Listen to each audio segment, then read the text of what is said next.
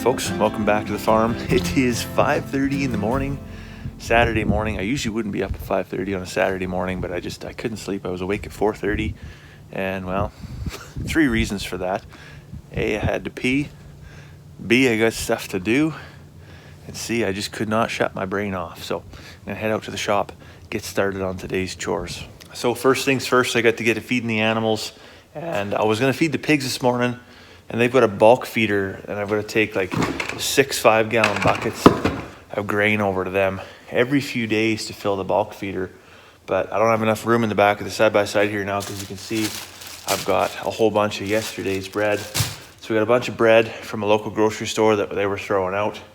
And so I'm gonna unbag it all and feed it to the chickens. So this isn't actually the first time that I've been able to intercept yesterday's bread on its way to the landfill.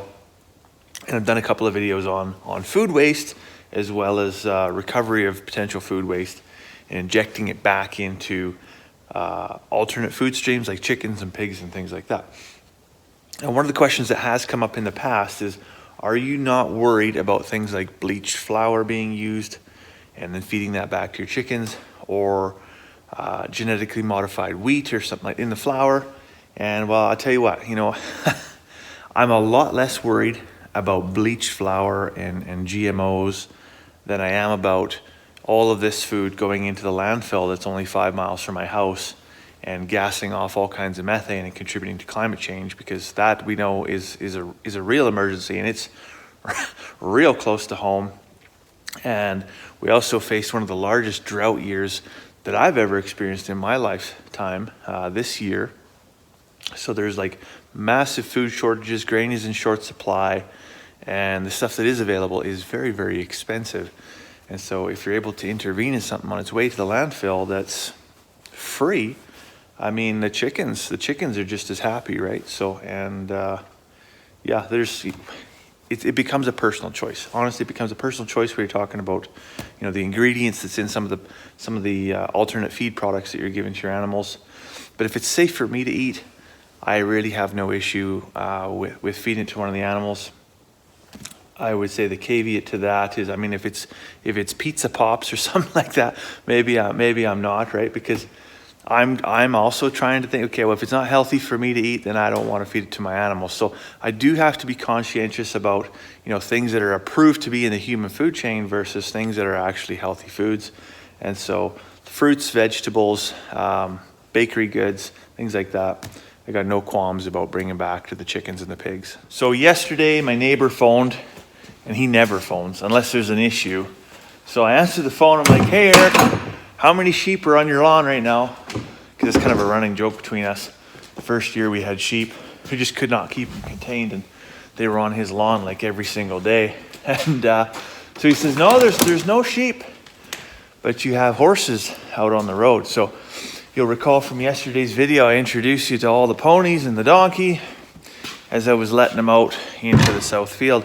What I didn't realize was there was a gate that was open further down the field, which led to another field, which the gate was open in, which led to another field, which the gate was open to the road. So by 9 o'clock yesterday morning, they made it out to the county road.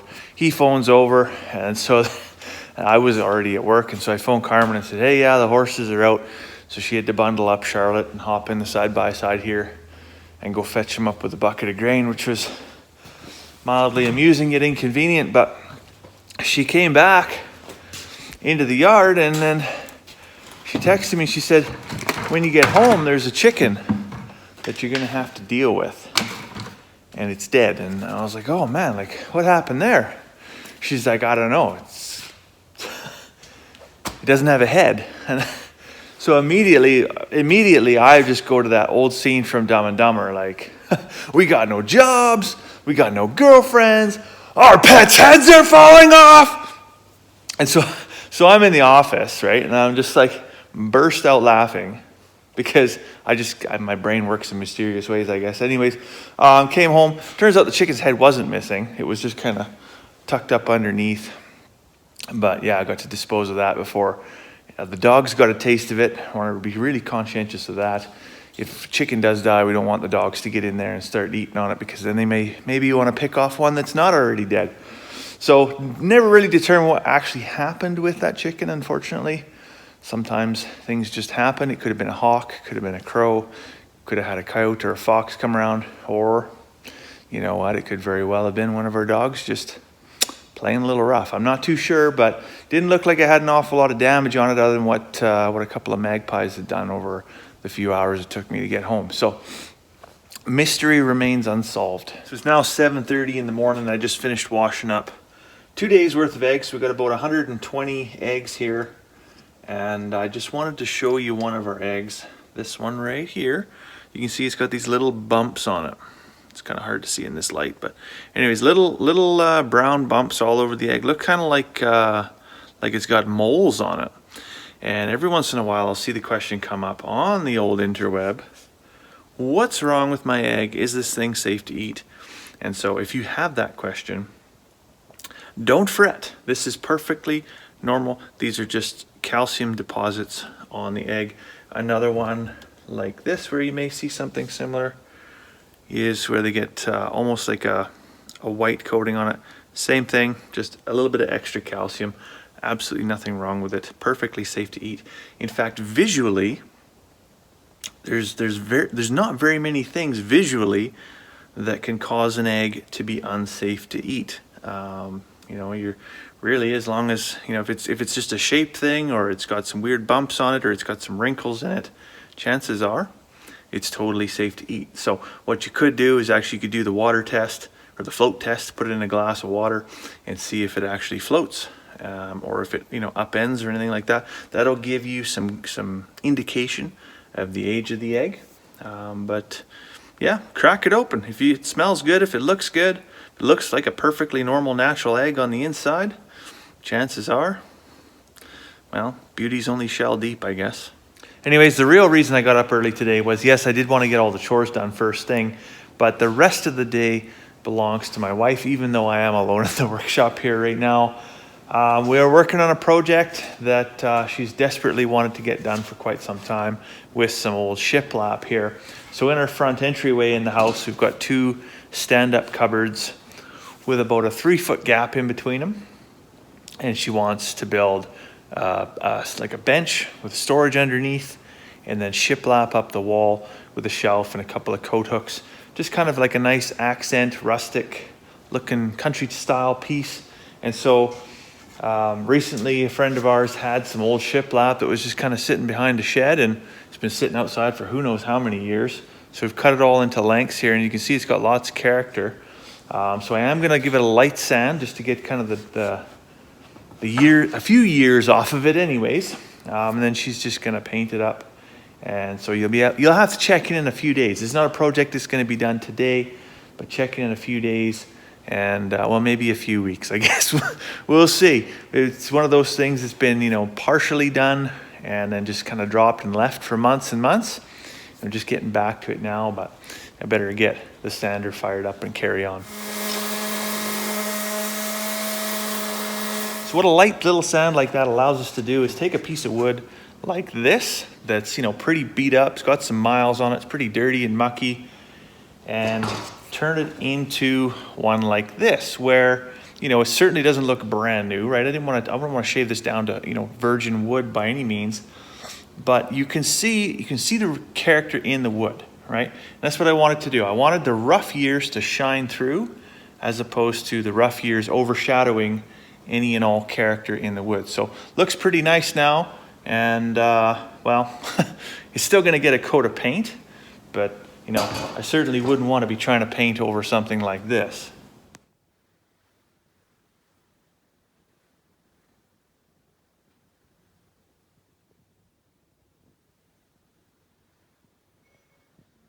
So I was just looking at the weather app on my phone, and it says it's going to be -10 tonight.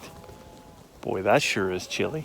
So I've shut the water off at the shop, and it's time for the automatic chicken water bucket to just get put away. They can have their last little drink out of there, I guess. But the reality is, if I come out tomorrow morning and I haven't taken this thing down, it's probably going to be split wide open, and you know, this was pretty cheap. I think this was only like 34 bucks or something, and it was amazing all summer long. Don't have to give them any water. The dogs, the cats, the chickens, everybody comes for a drink out of here. Saves me a pile of work. But I guess it's time. I guess it's time to go back to the old vacuum style heated water for the rest of the winter. So now that I've retired the automatic water bucket to the shed for the rest of the year, it's time to bring out the heated dog water bowl. And this is not for the chickens. In fact, no, if I leave the vacuum style water out, the dogs will drink out of the vacuum style water, and I'll be packing that thing a couple times a day, and I ain't nobody got time for that. So in front of the shop, I have a heated dog water bowl, but similarly, you know, it only holds a little bit. And so how do I solve this problem? Because I can't possibly keep up with three dogs and a couple of cats constantly drinking water all the time. So what I actually do is I'll take a 3-gallon bucket like this one, and I'll actually just put it right inside there, and it fits in there just perfect. And it's not until it gets to about minus 35 that the top of the water on the bucket will start to crust over. So for the most part, throughout the whole winter, having one of these inside one of these allows me at least 2 days water supply for the dogs and the cats. So there's your hot tip for the day. So I either grabbed the wrong water bucket or the wrong heated water bowl, or like everything else this year, something put on a few pounds, but this just, it doesn't fit. And I think honestly I grabbed the wrong bucket, so I grabbed a different bucket to see. There you go. Look at that. Slides right in there. Fill that up. We'll come out tomorrow morning. It's going to be minus 10 or 11, and this is going to be toasty warm. So I'm just filling up what we refer to as no freeze chicken water. This is just a conventional vacuum style water that I taped a bunch of heat trace to and insulated it, and then taped it all up again. And it sits out here in between the two chicken houses. And you know what? It works really well. And we can keep it outside until it's about minus 17, minus 18, and then it starts to freeze all the way around the ring. And it's at that point then we move it inside the chicken house. But it allows us to keep this outside, so there's no moisture, no humidity issues for a good portion of the winter. Actually works quite well. But of course, and I can't say how many times a year, but more than once a year, the conversation comes up, well, can't the chickens just eat snow? I mean, the geese and the ducks and the pigeons and all, they all do that, right? They survive just fine in the wintertime. Well, for starters, the geese and the ducks all leave. But as for the wild birds that do stay, sure, yeah, they do fantastic. They just eat snow. But they're probably not being asked to lay 300 eggs a year. So there's the expectation for the chickens is a little bit higher. And so naturally, the nutrition and the well-being and the care and the maintenance all has to be higher as well. Anyways, I know I can't survive on snow, so I need me a cup of tea. So I think we're going to call it for the evening. Tomorrow, we're probably going to come back and dice up some pumpkins. So I'll let you go for now. I hope you have a fantastic evening, and we'll see you tomorrow.